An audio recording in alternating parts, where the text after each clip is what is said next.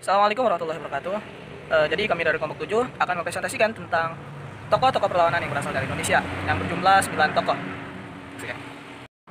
Bismillahirrahmanirrahim. Yang pertama adalah Sultan Hasanuddin atau oleh Belanda dijuluki ayam jantan dari timur karena kehebatannya dan keberaniannya melawan pasukan Belanda tanpa ada negosiasi. Sultan Hasanuddin, singkat cerita, dia pun naik tahta.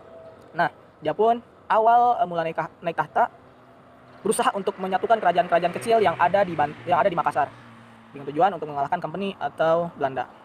Singkat cerita, setelah pasukan terkumpul, kerajaan Goa pun atau kerajaan yang dipimpin oleh Sultan Hasanuddin melawan kerajaan Belanda. Kerajaan Belanda dibantu oleh kerajaan Bone yang dimana melawan Sultan Hasanuddin. Nah, peperangan antara kerajaan Goa dengan company yang dibantu oleh kerajaan Bone ini menghasilkan perundingan yang akhirnya melakukan perjanjian damai. Akan tetapi setelah selang beberapa saat Sultan Hasanuddin merasa dirugikan. Akhirnya perjanjian damai pun dilanggar oleh Sultan Hasanuddin dengan cara menyerang 2 kapal besar Belanda. Belanda pun marah. Akhirnya Belanda pun melakukan balas dendam yang dibantu kembali oleh kerajaan Bone. Akhirnya serangan dan gempuran habis-habisan yang dilakukan oleh company dan sekutunya menghasilkan membuat kerajaan Goa ini terdesak dan akhirnya melakukan perjanjian damai kembali.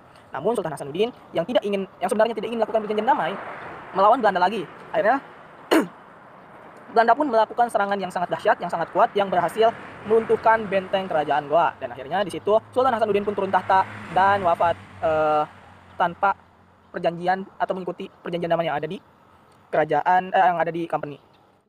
Yang kedua adalah Kapitan Patimura atau Thomas Matulesi. Dia lahir di Maluku pada tanggal 8 Juni tahun 1783. Jadi si Thomas Matulesi ini adalah mantan serasan di militer Inggris. Tetapi Thomas Matulesi ini dipilih oleh rakyat untuk melawan penjajah atau Belanda. Nah, akhirnya pada tanggal 16 Mei tahun 1817, Thomas Matulesi melakukan penyerangan atau perlawanan terhadap Belanda dan berhasil menaklukkan benteng Belanda. Selama 3 bulan, benteng Belanda dikuasai oleh Indonesia. Belanda pun membalas dendam dengan serangan besar-besaran karena merasa benteng tersebut merupakan benteng yang sangat penting dan membawa senjata yang canggih-canggih, sehingga pasukan Indonesia pun tidak bisa menahan gempuran dan serangan besar-besaran yang dilakukan oleh Belanda. Akhirnya Kapitan Patimura pun diincar oleh Belanda dan selang beberapa lama Kapitan Patimura berhasil ditangkap. Dan pada tanggal 16 Desember 1817, Kapitan Patimura di depan kerajaan Belanda yang disaksikan oleh beberapa orang atau banyak orang dari Indonesia dihukum mati atau dihukum gantung. Yang terakhir adalah I Gusti Getut Jelantik dari Bali. Jadi Getut Jelantik ini berasal dari keturunan dinasti Panji Sakti dan dia menjadi raja dari kerajaan Buleleng. Nah, pada saat itu ada hukum yang mengatakan hukum tawan karang, artinya yang masuk kerajaan Bali, wilayah kerajaan Bali akan kapal yang masuk ke kerajaan Bali akan menjadi milik kerajaan Bali. Tetapi Belanda pun tidak setuju dengan perjanjian tersebut dan berusaha untuk mengubah, dan akhirnya Belanda berunding dengan kerajaan-kerajaan yang ada di Bali, raja-raja yang ada di Bali, dan akhirnya terjadi pengecualian terhadap Belanda. Tetapi Belanda melakukan hal kecurangan dan atau mengingkari perjanjian sehingga perang antara kerajaan Buleleng dan kerajaan Belanda atau pasukan Belanda pecah pada tanggal 27 Juni tahun 1846. Dan hasilnya kerajaan Buleleng mengalami kekalahan dan melarikan diri ke Jagaraga. Nah, di Jagaraga, I Gusti Getut Jelantik ini mengumpulkan pasukan 7.000 sampai 8.000 orang. Dan akhirnya melakukan perlawanan Belanda. Nah, 7.000 sampai 8.000 orang ini disebut dengan Laskar Buleleng. Akhirnya melakukan balas dendam kepada Belanda dan dimenangkan oleh pasukan Jagaraga atau pasukan yang dipimpin oleh I Gusti Getut Jelantik. Yang dimana perang tersebut dikenal dengan Perang Jagaraga ke-1, dan Belanda melakukan balas dendam, dimana balas dendamnya ini mengalami kekalahan lagi, yang dimana Perang Jagaraga kedua kembali dipimpin oleh Gusti Getut Jelantik, kerajaan Bulelengnya mengalami kemenangan. Nah, akhirnya karena sakit hati, pada tanggal 16 April 1849 Belanda melakukan serangan melalui meriam-meriam yang ada di kapal mereka ke benteng kerajaan Buleleng. Akhirnya benteng tersebut pun runtuh. Akan tetapi setelah runtuh pun kerajaan Belanda tidak menghentikan serangan karena tujuan utamanya adalah untuk membunuh Getut Jelantik. Akhirnya setelah melakukan pengejaran, Getut Jelantik pun tewas dan mati di tangan Belanda. Nah, kita lanjut aja ya ke pahlawan selanjutnya, ada Raja Sisingamangaraja 12. Nah, sesudah perang Padri yang terjadi di Sumatera Barat yang berakhir pada tahun 1837, kekuasaan Belanda itu makin meluas ke daerah selatan, tepatnya di Tanah Batak. Sisingamangaraja 12 yang merupakan seorang kepala adat sekaligus pimpinan agama, beliau itu berusaha mencegah tumbuhnya kekuasaan asing di kekuasaannya. Nah, meskipun telah mencegah usaha Belanda, pada awal Februari 1878, wilayah Bahal Batu itu udah dikuasai oleh Belanda, sehingga itu tuh membuat Sisingamangaraja itu marah.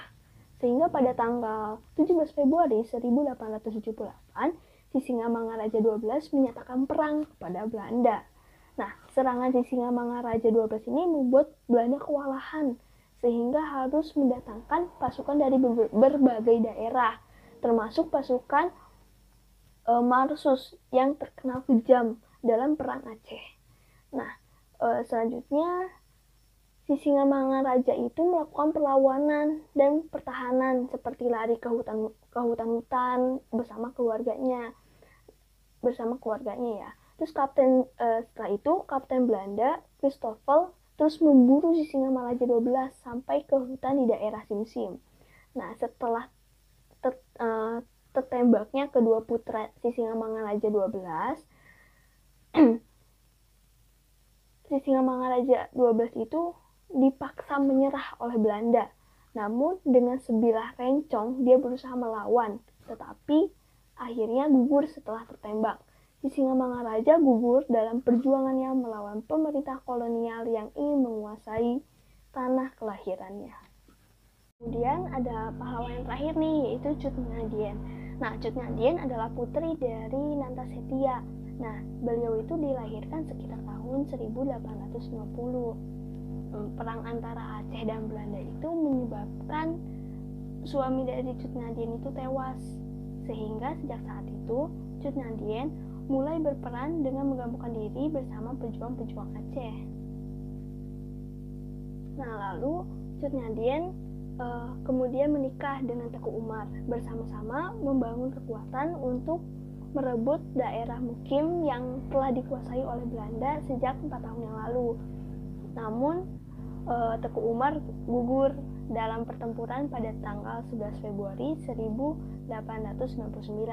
Meski demikian, Cut Ngadien menghimpun kembali pasukannya dan menyerang pos-pos Belanda yang berada di pedalaman. Sikap tidak mau menyerah Cut Ngadien membuat Belanda harus menugaskan pasukan Marsus, pasukan yang terkenal kejam dalam berperang di wilayah hutan rimba. Cut Ngadien mulai terdesak, kesulitan makanan, dan penyakit rabun yang menyerangnya membuat orang terdekatnya, yaitu Panglut, menyerahkan Cut Ngadien ke Belanda dengan syarat diberikan perawatan untuk penyakitnya dan kehidupannya terjamin. Kemudian Belanda pun menyetujui syarat yang diberikan oleh Panglut dan kemudian membawa pasukan untuk proses penyerahan Cut Ngadien. Meski berusaha melawan dan bunuh diri karena tidak mau ikut Belanda, Cut Ngadien berhasil dibawa Belanda dan mendapatkan perawatan di Aceh. Rakyat Aceh yang mengetahui kabar tersebut kemudian berbondong-bondong menuju rumah Cut Ngadien. Hal ini membuat Belanda takut akan pengaruh pemberontakan yang kembali akan dilakukan oleh Cut Ngadien. Ya, kemudian Cut Ngadien dipindahkan oleh Belanda ke Sumedang, Jawa Barat dan menjadi tahanan dengan perlakuan istimewa. Namun, Cut Ngadien tidak senang akan hal tersebut.